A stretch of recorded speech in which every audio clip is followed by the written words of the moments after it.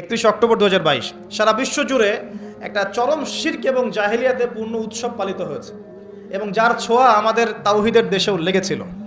তার নাম হচ্ছে কি হ্যালোইন উৎসব, যেটা টোটালি একটা পশ্চিমা কালচার এবং সেটা দিয়ে ভূত সেজে মানুষ ঘুরে বেড়াচ্ছে। দেখেন নাই তো এখানে একটা স্ট্যাচুকে প্রমোট করা হচ্ছে না? মানুষের স্বাভাবিক যে আকৃতি আল্লাহ পাক দিয়েছেন এখান থেকে সে ভূত হতে যাচ্ছে, প্রেতাত্মা হতে যাচ্ছে। খ্রিস্টানরা বলছে যে এটা আমাদের, এটা আমরা পালন করতেও লজ্জা লাগে আমাদের, কিভাবে মুসলিমরা করলো আমাদের বুঝে আসলো না। খ্রিস্টানরাই কথা বলছে, আমার কথা না, খ্রিস্টানরা কথা বলেছে। তো এটা যদি কোরআন সুন্নাহর সাথে সাংঘর্ষিক হয় তাহলে কি আমরা এটা পালন করব? আর বাই দ্য ওয়ে একটা কথা বলতে ভুলে গেছি, যখন এই উৎসব চলছিল তখন কিন্তু কোনো ঘোমটাওয়ালা এর প্রতিবাদে 2টা লাইনও ফেসবুকে লিখে নাই, ঠিক আছে? হ্যাঁ, তারা ঘ্রাণ সম্পর্কে ঠিকই লিখেছে, তারা কিন্তু ঘ্রাণ ইস্যু নিয়ে খুব সোচ্চার। তাদের চোখের সামনেই হ্যালোইন উৎসব হয়ে গেছে, একটা লাইনও লেখার সাহস পায় নাই। কারণ লিখলে কি হবে? লিখলে ওই যে ভিতরে আযাব ভোগ করতে হবে, রিয়াল আর কথা বলবে না, ব্যাস, দ্যাটস অল। আপনারা সবাই কেমন আছেন? আলহামদুলিল্লাহ। সর্বাবস্থায় যাবতীয় প্রশংসা কার জন্যে? আল্লাহ পাক বলেছেন, লাইন শাকারতুম লাযিদান্নাকুম, তোমরা যদি আমার শুকরিয়া আদায় করো তবে আমি তোমাদের প্রতি আমার নেয়ামতকে বাড়িয়ে দেব ইনশাআল্লাহ। ওয়া লাইন কাফারতুম ইন্না আযাবি লাশাদীদ, আর তোমরা যদি আমার অকৃতজ্ঞ হও, আমার শুকরিয়া আদায় না করো, আমার সাথে কুফরি করো, তাহলে জেনে রাখো ইন্না আযাবি লাশাদীদ, আমার আযাব বড়ই কঠিন। আল্লাহ পাক কি শুধু গফুর রহিম? আল্লাহ পাক কি শুধুমাত্র পরম করুণাময় অসীম দয়ালুই, নাকি কঠিন শাস্তিদাতাও বটে? কোনটা? যারা আল্লাহর ওলি হতে পারবে, আল্লাহর বন্ধু হতে পারবে আল্লাহ রাব্বুল আলামিন, তাদের জন্য অবশ্যই গফুর রহিম, তাই নয় কি? আর যারা দুনিয়ার জীবনটা ফেরাউনের মতো কাটাবে, আল্লাহ পাক কি তাদের জন্য গফুর রহিম হবেন? সূরা মুমিন পড়ছিলাম মনে হয়, সেখানে একটা বিস্ময়কর আয়াত দৃষ্টিগোচর হলো, যেটা আগে খেয়াল করিনি। সেটা হলো যে ফেরাউন এবং তার দলবল, ফেরাউন এবং তার যে দলবল ছিল, তারা যে জাহান্নামী আমরা জানি যে তারা আল্লাহ রাব্বুল আলামিনের আযাব এবং গজবে পড়েছে এবং লোহিত সাগরে আল্লাহ পাক তাদেরকে ডুবিয়ে মেরেছেন, এই তো, এটা আমরা সবাই জানি। কিন্তু এই সূরার মধ্যে পেলাম যে প্রতিদিন সকালে এবং সন্ধ্যায় কবরের জীবনে, কবরের বারজাখের জীবনে সকালে এবং সন্ধ্যায় ফেরাউন এবং তার অনুসারীদেরকে জাহান্নামে তাদের থাকার জায়গাটা দেখানো হয়। মানে জাহান্নামে কোথায় তাদেরকে রাখা হবে এই জায়গাটা সকাল সন্ধ্যায় তাদের সামনে উপস্থাপন করা হয় কবরের মধ্যে। তো কবর একটা মানুষের জন্য জান্নাতের টুকরা হবে, অথবা হবে কি জাহান্নামের গর্ত। সূরা হুজুরাতের প্রথম দিকে যে আয়াতগুলো আছে এগুলো পড়লে দেখবেন। বলে রাখি, সূরা হুজুরাত হচ্ছে সামাজিকতার সূরা। এই সূরার উপর আমল করলেই একটা ইসলামিক সমাজ প্রতিষ্ঠিত হওয়া সম্ভব। সূরা হুজুরাত শুধু একটা সূরাই যথেষ্ট। তো এই সূরার প্রথম দিকের আয়াতগুলোর মধ্যে আল্লাহ রাব্বুল আলামিন বলেছেন, একটু পড়ে দেখবেন বাসায় গিয়ে, রাসূলুল্লাহ সাল্লাল্লাহু আলাইহি ওয়াসাল্লাম যখন কথা বলেন, তোমরা তার কণ্ঠস্বরের উপরে তোমাদের কণ্ঠস্বরকে উঁচু করো না। লা তারফাউ আসওয়াতাকুম ফাওকা সাওতিন নবী, তোমরা নবীর কণ্ঠস্বরের উপরে তোমাদের কণ্ঠস্বরকে উঁচু করো না। কি হবে? আন তাহবাতা আমালাকুম ওয়া আনতুম লা তাশউরুন, এই কণ্ঠস্বর উঁচু করার কারণে তোমাদের সমস্ত নেক আমল ধ্বংস হয়ে যাবে, তোমরা টেরও পাবে না। মানে কবর গিয়ে দেখবে কোনো আমল নাই, ডিলিট। কখন ডিলিট হয়েছে? যখন আদবের খেলাফ কাজ করেছে। তো এখন রাসূল সাল্লাল্লাহু আলাইহি ওয়াসাল্লাম নেই, ঠিক আছে। নবীর ওয়ারিশগণ কি আছেন? নবীর ওয়ারিশগণ কারা? নবীর ওয়ারিশগণ কাদেরকে বলা হয়? উলামায়ে কেরাম। নবীগণ যে মিরাস রেখে গেছেন, এটা তারা টাকা পয়সা সোনা দানা রেখে যান নাই, তারা রেখে গেছেন আল্লাহর দ্বীনের জ্ঞান। এই জ্ঞান অর্জন করেন আলেম ওলামারা। তারা যখন কোরআন এবং সুন্নাহ থেকে সেই আল্লাহ এবং সেই রাসূলের কথাই আপনাদের সামনে ব্যাখ্যা করে শোনাবেন ও উপস্থাপন করবেন, তখন কোরআন এবং সুন্নাহর কথার সামনে কি কণ্ঠস্বর উঁচু করা যাবে? এই সেন্সে আমি বলেছি, আমি আমার ইন্টারপ্রিটেশন থেকে বলেছি যে যেখানে কোরআন এবং সুন্নাহর আলোচনা হয় সেখানে দুনিয়াবি কাজ, কথা এবং উচ্চস্বরে কথাবার্তা বলা ঠিক না, শোভা পায় না।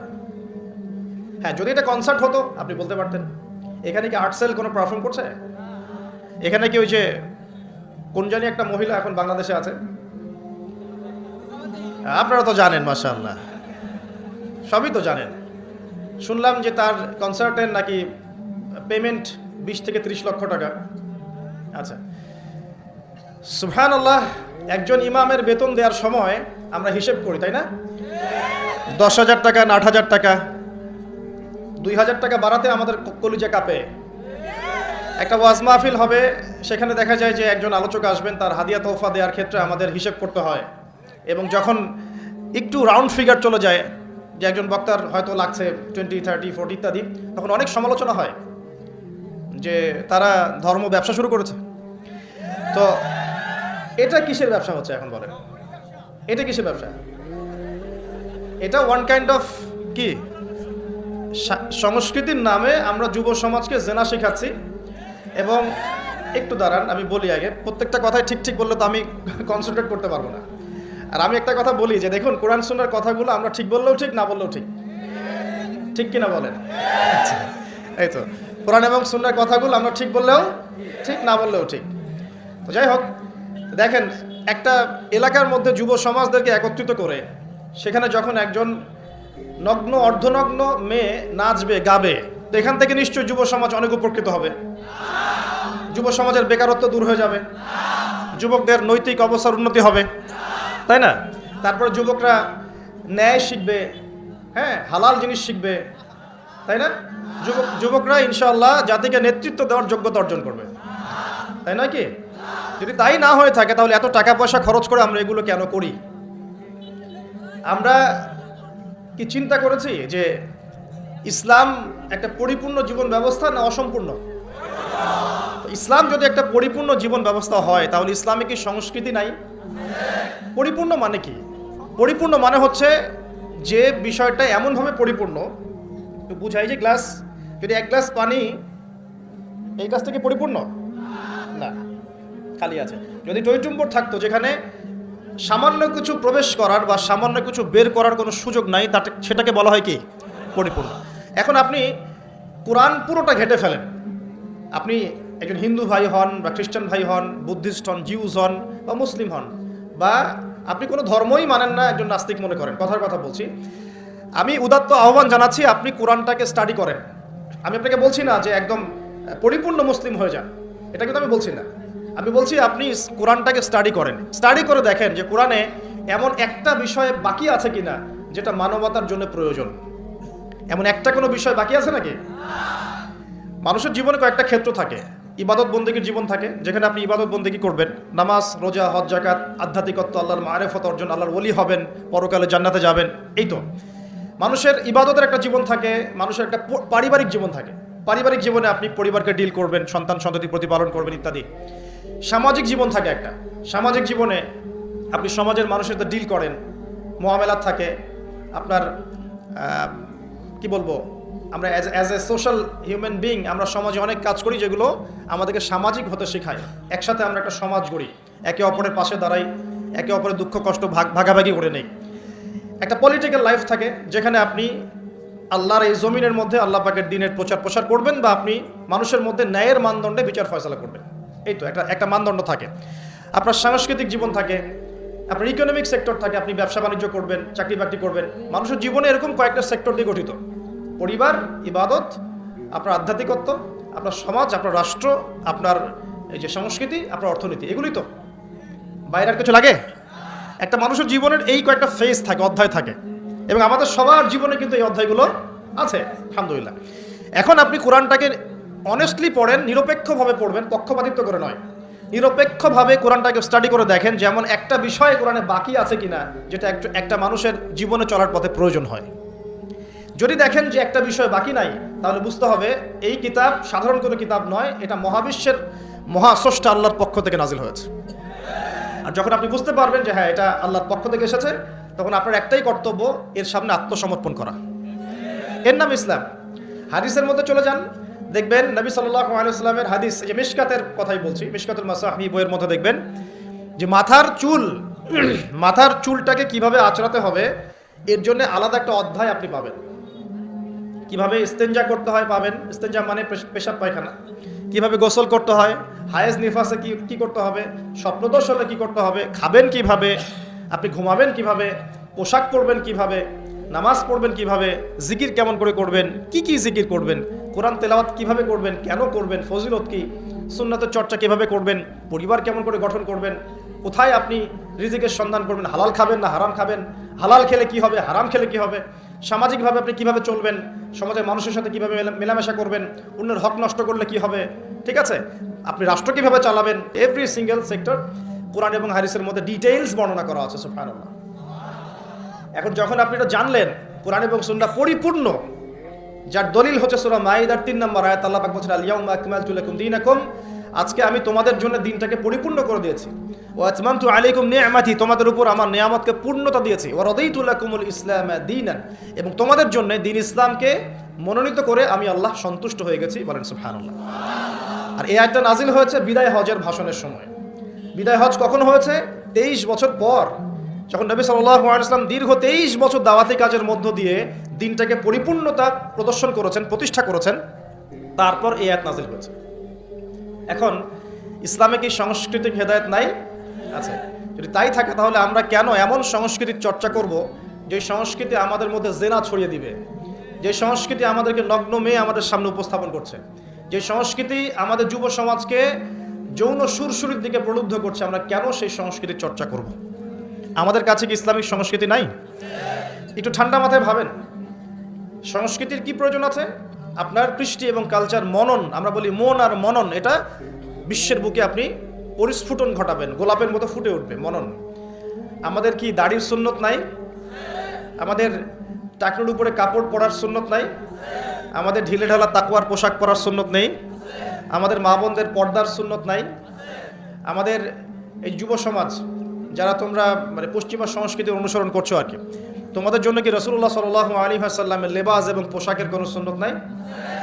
মিউজিক পছন্দ করেন মনে করেন আপনি, আপনার জন্য কি ইসলামিক নাশিদ নাই? নাই। আপনি ধরেন মুভিজ পছন্দ করেন, ইসলামিক ভালো কোনো মুভিজ নাই? আপনি উৎসব পছন্দ করেন, ইসলামিক উৎসব নাই? আচ্ছা, এর পাশাপাশি এমন উৎসব বা এমন সংস্কৃতির চর্চা করা যাবে যেগুলো কোরআন এবং সুন্নাহর সাথে সাংঘর্ষিক নয়। হতে পারে সেটা দেশীয়, হতে পারে সেটা সামাজিক, হতে পারে সেটা আমাদের দীর্ঘদিন ধরে চলে আসছে চিরায়ত কোনো ট্রেডিশন। সেটার চর্চা অবশ্যই করা যাবে যদি সেখানে এমন কিছু না থাকে যেটা কোরআন সুন্নাহর সাথে সাংঘর্ষিক। যদি সেখানে এমন কিছু থাকে যেটা কোরআন সুন্নাহর সাথে সাংঘর্ষিক, তাহলে কি করা যাবে? এই যে বিগত 31 অক্টোবর, সম্ভবত তারিখটা 31 অক্টোবর 2022, হ্যাঁ 31 অক্টোবর 2022, সারা বিশ্ব জুড়ে একটা চরম শিরক এবং জাহেলিয়াতে পূর্ণ উৎসব পালিত হয়েছে, এবং যার ছোঁয়া আমাদের তাওহীদের দেশেও লেগেছিল। তার নাম হচ্ছে কি?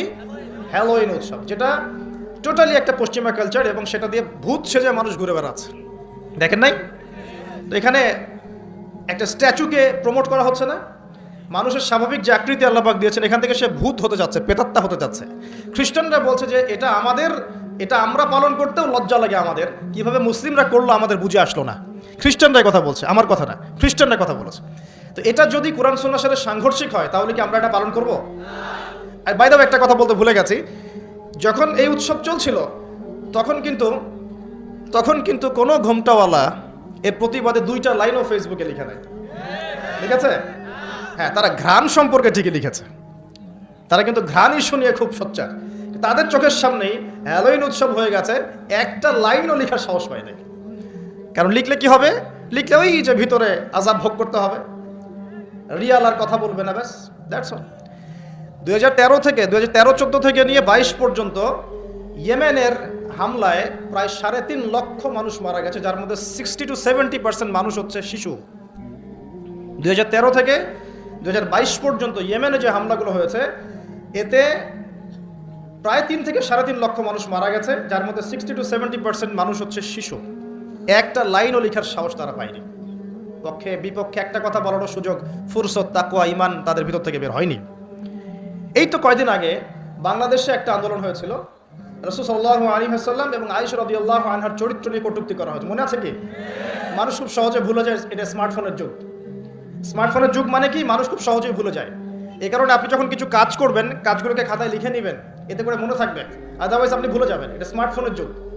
আর এই ফোনটার নাম স্মার্ট হলেও এই ফোনটা খুব একটা স্মার্ট নয়, কথা বুঝতে পারছেন? বরং ফোনটা আমাদের দিন দিন আনস্মার্ট করছে আমাদেরকে আর কি। তো দেখুন কয়দিন আগে এটা হয়েছে, এবং সেই আন্দোলনে দেখা গেছে আলেম ওলামা তো অবশ্যই, অনেক পলিটিক্যাল লিডার্স এবং আমাদের জেনারেল ভাইরাও কিন্তু রাস্তায় নেমে মিছিল করেছিল, মনে আছে? এই তো কয়দিন আগে, এটা মেবি জুন জুলাই সামথিং এরকম হবে আর কি। তখন কিন্তু তাদের কেউই কোনো প্রতিবাদ করে নাই। যা করেছে যত সামান্য, এবং যারা এটার প্রতিবাদ করেছে ওদেরকে তারা বলেছে এটা জায়েজ নয়, না জায়েজ, এসব প্রতিবাদও করা যাবে না। সুবহানাল্লাহ, মনে আছে কি? মনে করায় দিই। তারপরে আমাদের মধ্যপ্রাচ্যের অনেক বড় বড় রিনাউন্ড শায়েখ, অনেক বড় বড় রিনাউন্ড শায়েখ, যাদের নাম শুনলে আমরা আসলে তাদের শ্রদ্ধাটা ঠিক মতো করতে পারি না। তাদের যে পরিমাণ জ্ঞান প্রজ্ঞা আল্লাহ পাক দিয়েছেন, এটা অর্জন করতে আমাদের মনে 100 বছর লেগে যাবে। এরকম বড় বড় অনেক শায়েখ হঠাৎ করে হারিয়ে গেলেন, নাই। কোথায়? ওই যে আন্ডারগ্রাউন্ডে। কি হয়েছে? হকপন্থী, হকের কথা বলেছেন কিছু, কি করেছে? ওই সিনেপ্লেক্সের এগেনস্টে কথা বলেছে, অশ্লীলতার বিরুদ্ধে কথা বলেছে, হ্যাঁ, পর্দার খেলাফ কিছু হচ্ছে